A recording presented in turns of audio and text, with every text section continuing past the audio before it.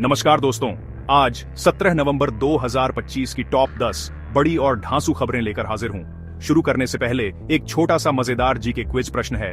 भारत का राष्ट्रीय कैलेंडर कौन सा है? विकल्प हैं ए ग्रेगोरियन कैलेंडर, बी पंचांग, सी हिजरी कैलेंडर, डी शक संवत। सही जवाब देने वालों में से कुछ को मिलेगा स्पेशल शाउट आउट, तो कमेंट में जवाब जरूर दें। और हां, वीडियो शुरू करने से पहले लाइक, शेयर और सब्सक्राइब करना मत भूलिए। चलिए बढ़ते हैं आज की पहली बड़ी खबर की तरफ। पहली हेडलाइन, जयपुर में 20 ठिकानों पर आयकर विभाग की बड़ी छापेमारी। आयकर विभाग ने जयपुर में 20 से अधिक जगहों पर एक साथ छापेमारी करते हुए बड़ी मात्रा में नकदी, डिजिटल रिकॉर्ड और संदिग्ध दस्तावेज बरामद किए। अधिकारियों का मानना है कि यहां लंबे समय से टैक्स चोरी और मनी लॉन्ड्रिंग जैसी गतिविधियां चल रही थीं। कल तक विभाग कई बड़े खुलासे कर सकता है, जिससे कई व्यापारी मुश्किल में आ सकते हैं। बढ़ते हैं अगली खबर की तरफ। दूसरी हेडलाइन, राजस्थान पुलिस ने मेफेड्रॉन ड्रग लैब का भंडाफोड़ किया। एनसीबी और राजस्थान पुलिस की संयुक्त टीम ने एक गुप्त सूचना के आधार पर एक अवैध मेफेड्रॉन ड्रग लैब पर छापा मारा। यहां से भारी मात्रा में नशीला पदार्थ, केमिकल्स और उपकरण मिले। ये कार्रवाई ड्रग नेटवर्क की बड़ी कड़ी को तोड़ने के रूप में देखी जा रही है। जांच एजेंसियां ये पता लगाने में जुटी हैं कि यह नेटवर्क कितने राज्यों तक फैला था। बढ़ते हैं अगली खबर की तरफ। तीसरी हेडलाइन, जोधपुर में ट्रेलर टेम्पो हादसे में 3 की मौत। जोधपुर के पास हुए भीषण सड़क हादसे में ट्रेलर और टेम्पो की आमने सामने टक्कर हो गई, जिसमें 3 लोगों की मौके पर मौत हो गई और 10 से ज्यादा घायल हो गए। दुर्घटना का कारण तेज रफ्तार और लापरवाही से वाहन चलाना बताया जा रहा है। घायलों को अस्पताल भेजा गया है, जबकि पुलिस ने केस दर्ज कर जांच शुरू कर दी है। बढ़ते हैं अगली खबर की तरफ। 424 हेडलाइन, प्रयागराज में 324 बिजली सखियों की बदली जिंदगी, योगी सरकार की योजना। उत्तर प्रदेश सरकार की ग्रामीण आजीविका मिशन योजना के तहत प्रयागराज की 324 महिलाओं को बिजली से जुड़े कार्यों की ट्रेनिंग दी गई, जिससे वे आत्मनिर्भर और आर्थिक रूप से सक्षम बन सके। महिलाएं अब मीटर रीडिंग, बिलिंग और सर्विस से जुड़े कार्य कर रही हैं। यह मॉडल ग्रामीण महिलाओं को रोजगार देने का सफल उदाहरण बनकर उभर रहा है। तो चलिए बढ़ते हैं अगली खबर की तरफ। 500 हेडलाइन, इंदौर में कारपूलिंग के बहाने डॉक्टर से जहरखुरानी का आरोपी गिरफ्तार। मध्य प्रदेश के इंदौर में डॉक्टर हरि सिंह रघुवंशी के साथ हुई जहरखुरानी के मामले में पुलिस ने आरोपी को गुजरात के बड़ोदरा से गिरफ्तार किया। आरोपी के खिलाफ कई पुराने आपराधिक केस दर्ज हैं। वह कारपूलिंग का बहाना बनाकर डॉक्टर को निशाना बनाने की फिराक में था। पुलिस अब उससे पूछताछ कर अन्य साथियों और गैंग के बारे में जानकारी जुटा रही है। तो बढ़ते हैं अगली खबर की तरफ।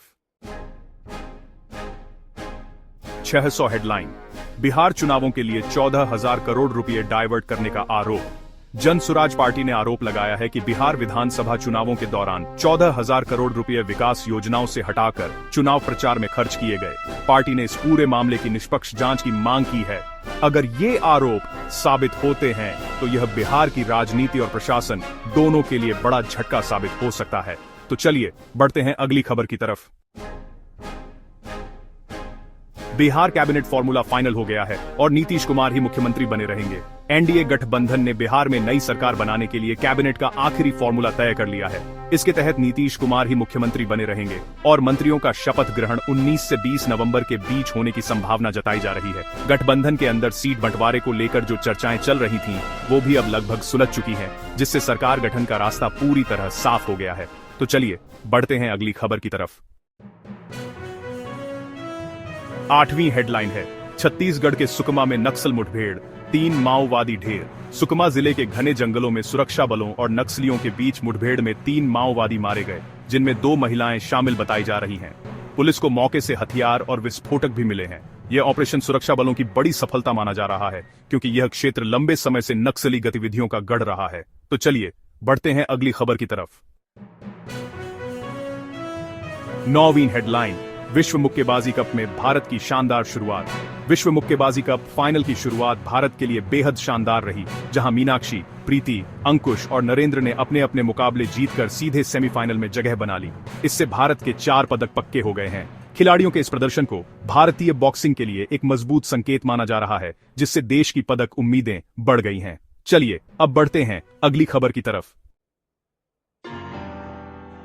10वीं हेडलाइन, दिल्ली ब्लास्ट के टोंक कनेक्शन से डॉक्टर गिरफ्तार। दिल्ली के रेड फोर्ट के पास हुए हालिया ब्लास्ट मामले में जांच एजेंसियों ने बड़ा कदम उठाते हुए राजस्थान के टोंक से एक डॉक्टर को हिरासत में लिया है।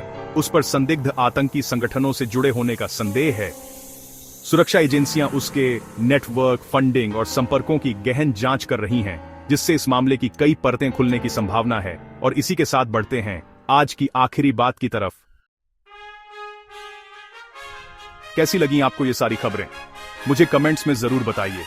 अगर वीडियो अच्छा लगा हो तो इसे लाइक कीजिए, और अगर आपने चैनल को सब्सक्राइब नहीं किया है तो अभी सब्सक्राइब कीजिए। साथ ही घंटी के निशान को दबाना मत भूलिएगा, ताकि आपको हमारी हर नई वीडियो का नोटिफिकेशन सबसे पहले मिले। मैं फिर मिलूंगा ऐसी ही अच्छी और खास खबरों के साथ। तब तक के लिए जय श्री राम, जय हिंद, वंदे मातरम।